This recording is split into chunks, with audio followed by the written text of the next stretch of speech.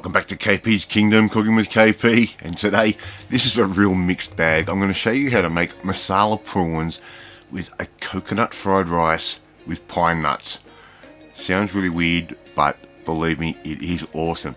So the first thing we need to do is make up a couple of omelettes, about 4 eggs, scramble those up. We want to make these nice little thin omelettes, and we're going to make those into a roll. So you just put the egg down, wait for it to start to set, and then we can get our spatula and just start moving and rolling that egg into a log. Pretty basic, pretty easy to do.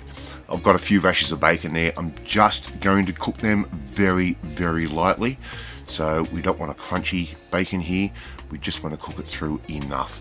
And once it's done, we can put that aside as well. Okay, so the whole idea behind this recipe was I wanted to make the masala prawns, but I also had coconut rice left over from the night before. Go back and have a look at my beef rendang recipe, and I'll show you how to make that coconut rice. Instead of throwing that leftover rice out, we're going to repurpose it. So we just want to cut everything up nice and fine, like I'm doing there, and put that into a bowl, and we're going to put that aside. Okay. Now, the masala prawns is an amazing dish. It is from sort of a northern central India, and it's well worth looking at. I'm just going to cut up some spring onion. I've got about 4 or 5 spring onions there. I need some spring onion for the masala prawns, and I also need it for the fried rice. So here I've got about a teaspoon of ground turmeric, the equivalent of 4 cloves of garlic, using garlic paste.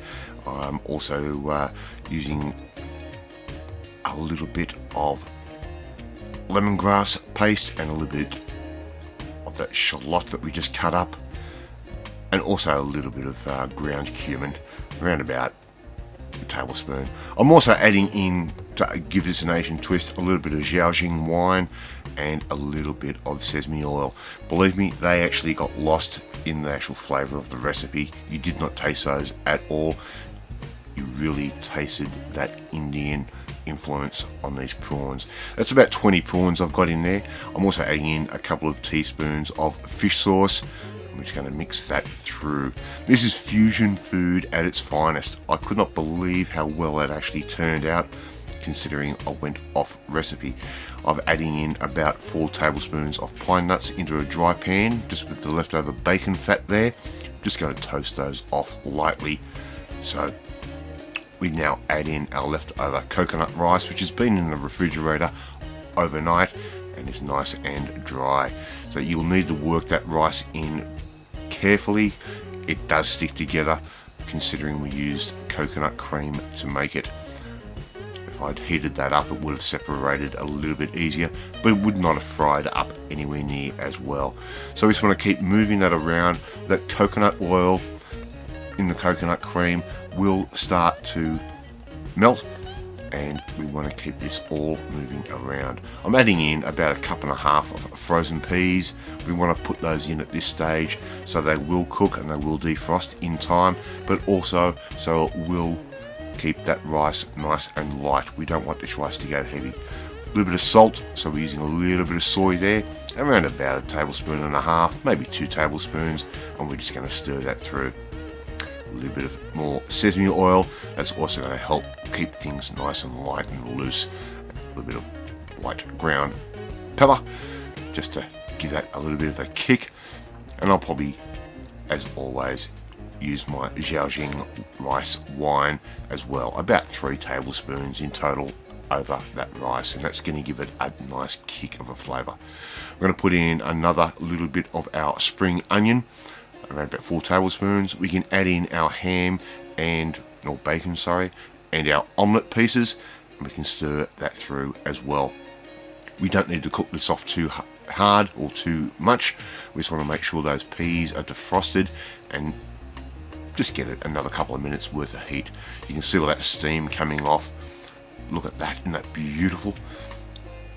So I'm just going to keep stirring that rice. We're going to get that nice and warm, and we can put this aside and just keep it warm while we make our masala prawns. And the masala prawns is a little bit of a different process altogether.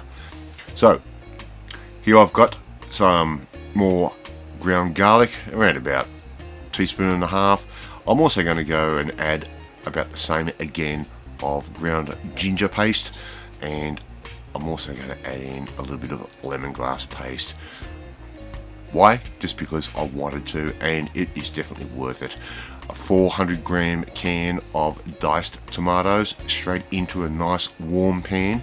We want to cook these tomatoes off just nicely. We'll let those keep simmering away. We're adding in a good pinch of curry leaves. Again, not wanting to waste those from the beef rendang, and this is in Masala Prawns, a traditional recipe, the curry leaves, sorry. We just want to cook those off in our tomato, and we need to reduce this tomato right down. If it needs a little bit of salt, don't use salt, use a little bit of soy. How's that for a nice little bit of a change? Also gives it a more intriguing flavour. The rest of our spring onions goes in, just like that, and they will cook off in that tomato. We keep bubbling away. As I said, we want to make sure that's reduced right down. We can now add in our marinated prawns straight into all of that beautiful tomato sauce with all those flavours, and we're just going to cook those off for 5 minutes tops. They won't take very long. As soon as they change colour, they go that nice pink colour, and be careful because don't get the pink colour of the prawn confused with the red sauce. And there you go, look at that beautiful little curry that we've just created. We're going to heat our rice back up, only momentarily. It was still pretty warm where we had it sitting. Just going to heat that up. In the meantime, I've got my prawns sitting in a nice warm spot as well. I'm getting my plates ready to serve up. I'm going to serve these up in a nice big bowl. Look at that steam coming off that rice, and look how nice and light and fluffy all of that is. Look at that. I'm going to put in our rice. I'm just going to simply serve our prawns straight on top. And I'll tell you what, I had this for lunch the next day.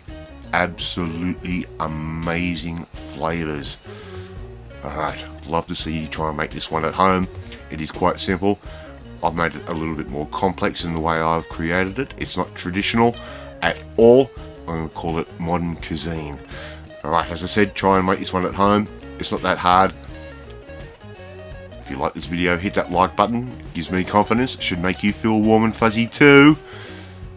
Hit that notification bell. You'll be notified every time a new video goes up, so YouTube says.